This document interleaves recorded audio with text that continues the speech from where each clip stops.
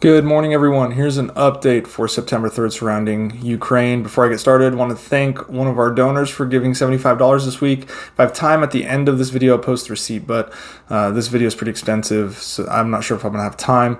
Also, before I get into the actual update, I want to talk about Operation Security, give you a rundown of what that means. So when you see Operation Security or OPSEC, it has a specific set of guidelines that come with reporting, and I've seen people get upset with legitimate war reporters conducting what is considered standard war reporting operations on the war in Ukraine and just blast them by saying OPSEC, etc.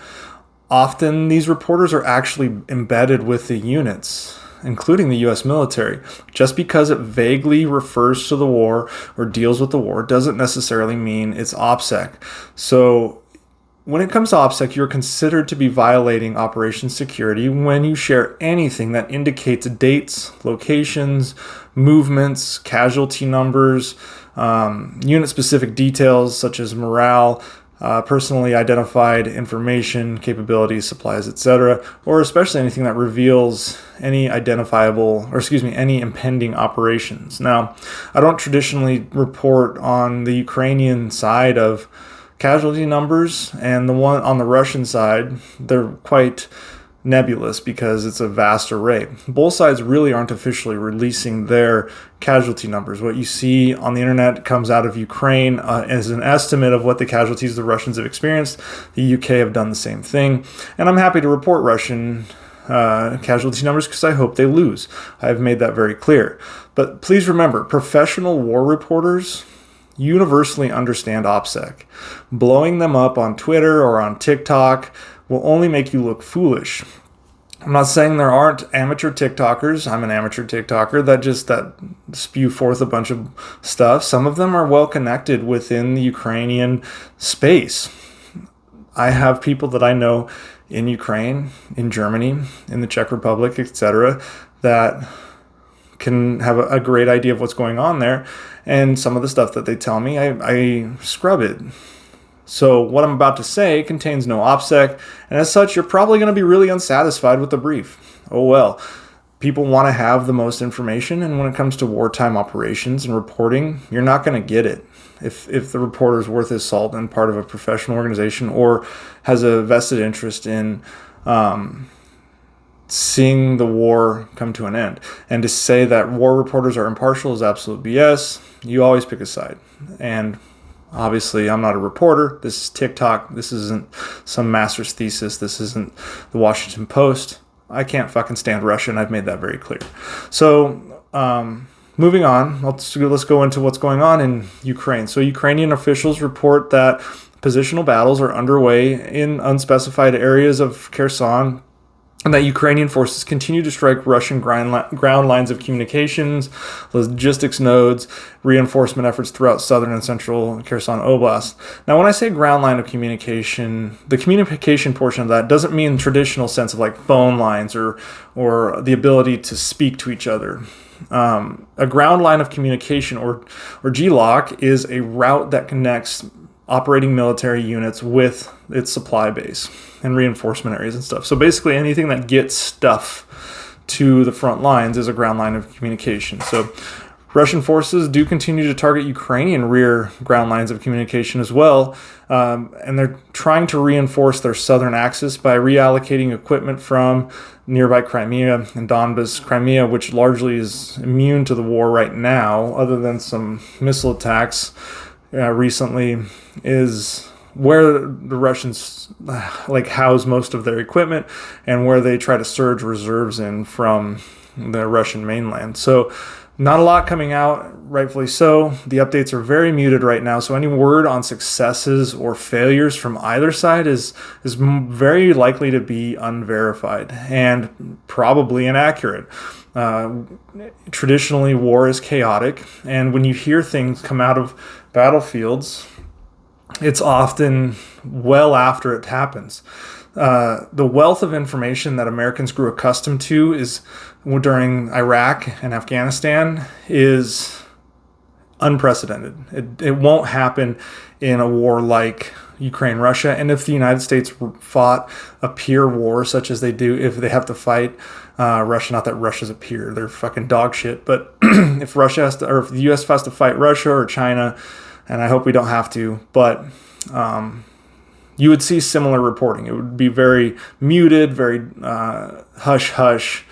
What we got as Americans out of Iraq and Afghanistan was an abundance of information because it didn't necessarily affect us. So the updates coming out of Ukraine are very muted. Now, anecdotal comments are coming out of Ukraine. 8 Ukrainian soldiers spoke with reporters they're taking part in the fight on the front lines, and they said that the Ukrainian guys are in a fighting mood. The Ukrainians are moving forward.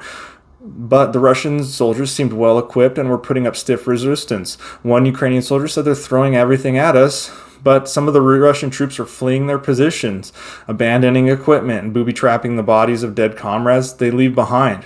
Now, this soldier showed footage of what appears to be dead soldiers in a village that was seized by Ukrainian forces.